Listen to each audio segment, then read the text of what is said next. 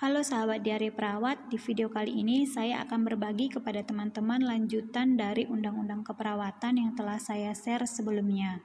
Kali ini saya akan berbagi bunyi dari pasal 37 sampai dengan pasal 51 dari Undang-Undang Keperawatan nomor 38 tahun 2014.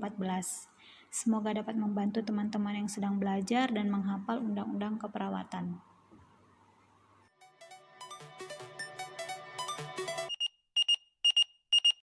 Bab 5 Praktik Mandiri Perawat.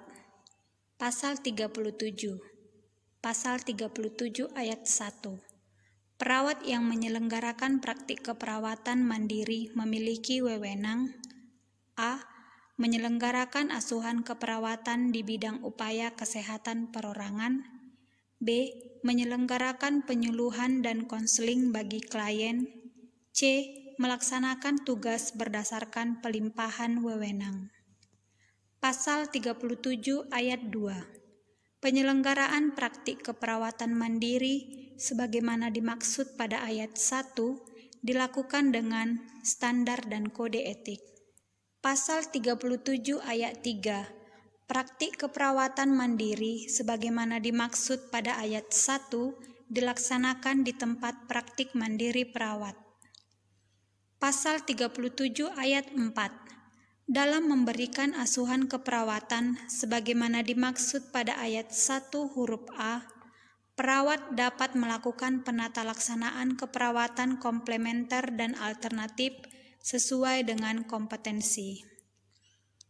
Pasal 37 ayat 5. Pelaksanaan kewenangan keperawatan komplementer dan alternatif pada fasilitas pelayanan kesehatan berupa tempat mandiri perawat mengikuti ketentuan sebagaimana dimaksud dalam pasal 22 ayat 1 sampai dengan ayat 5 kecuali ayat 4.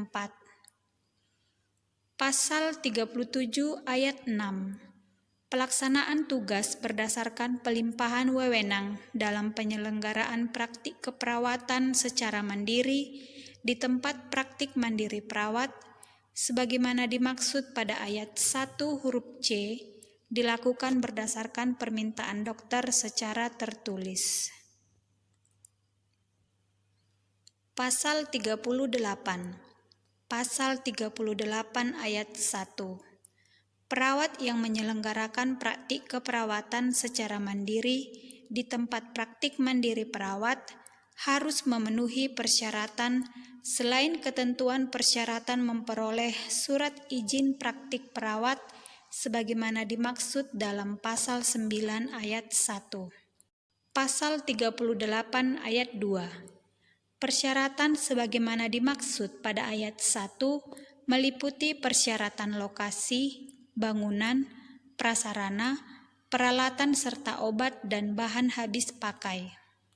Pasal 39. Persyaratan lokasi sebagaimana dimaksud dalam pasal 38 ayat 2 harus berada pada lokasi yang mudah untuk diakses rujukan dan memperhatikan aspek kesehatan lingkungan. Pasal 40.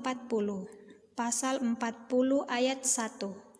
Bangunan untuk tempat praktik mandiri perawat dapat berupa rumah tinggal, bagian dari rumah, bagian dari kantor atau tempat kerja, mal, atau bagian dari gedung. Pasal 40 ayat 2. Bagian dari gedung sebagaimana dimaksud pada ayat 1 dapat berupa apartemen, rumah toko, rumah susun, mal, atau bangunan lain yang sejenis. Pasal 40 ayat 3. Bangunan untuk tempat praktik mandiri perawat harus bersifat permanen dan tidak bergabung fisik dengan bangunan lainnya. Pasal 40 ayat 4. Ketentuan tidak bergabung fisik bangunan lainnya sebagaimana dimaksud pada ayat 3 tidak termasuk dalam rumah tinggal perorangan, apartemen, rumah toko, rumah kantor, rumah susun, dan bangunan yang sejenis. Pasal 40 ayat 5. Dalam hal praktik mandiri berada di rumah tinggal perorangan, akses pintu keluar masuk tempat praktik harus terpisah dari tempat tinggal perorangan. Pasal 40 ayat 6. Bangunan praktik mandiri perawat sebagaimana dimaksud pada ayat 1 harus memperhatikan fungsi keamanan, kenyamanan, dan kemudahan dalam pemberian pelayanan serta perlindungan keselamatan dan kesehatan bagi semua orang, termasuk penyandang cacat, anak-anak, dan orang usia lanjut. Pasal 41. Persyaratan bangunan sebagaimana dimaksud dalam pasal 38 ayat 2 meliputi ruang dalam bangunan yang paling sedikit terdiri atas A. Ruang pelayanan administrasi, B. Ruang tunggu, C. Ruang periksa atau ruang konsultasi atau ruang asuhan keperawatan, D. Ruang penyimpanan alat dan perbekalan kesehatan, E. Toilet atau kamar mandi, F. Ruangan lain sesuai kebutuhan. Pasal 42. Pasal 42 ayat 1.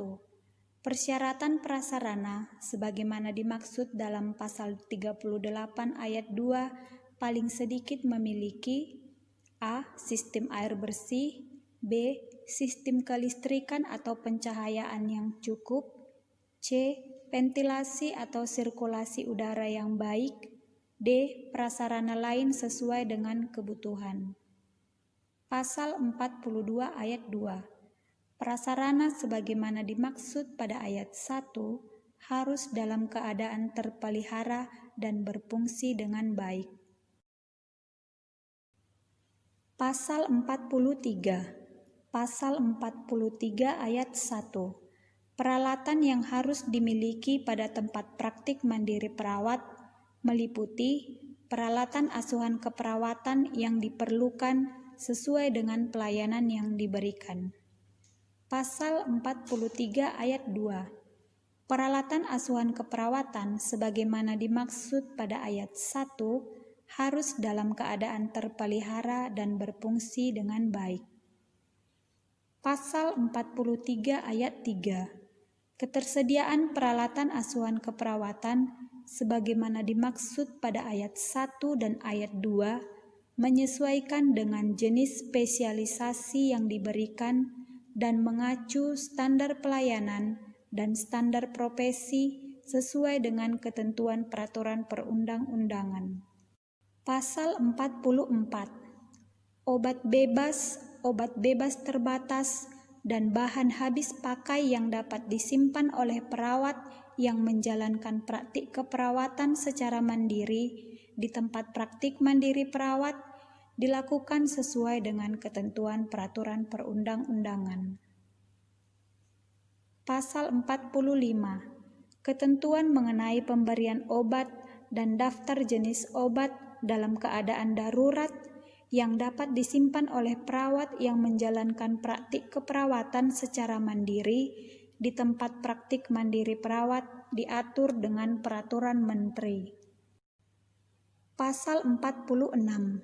Perawat yang menjalankan praktik keperawatan secara mandiri di tempat praktik mandiri perawat harus melaksanakan pengelolaan limbah medis. Pasal 46 ayat 2. Pengelolaan limbah medis sebagaimana dimaksud pada ayat 1 dapat dilakukan melalui kerjasama sesuai dengan institusi yang memiliki instansi pengelolaan limbah.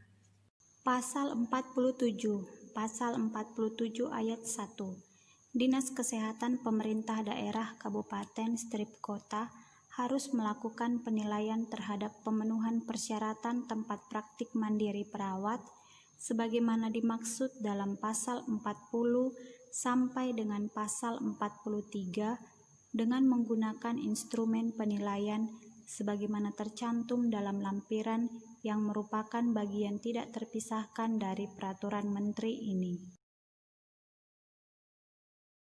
Pasal 47 ayat 2. Instrumen penilaian sebagaimana dimaksud pada ayat 1 memuat persyaratan bangunan, prasarana, dan peralatan.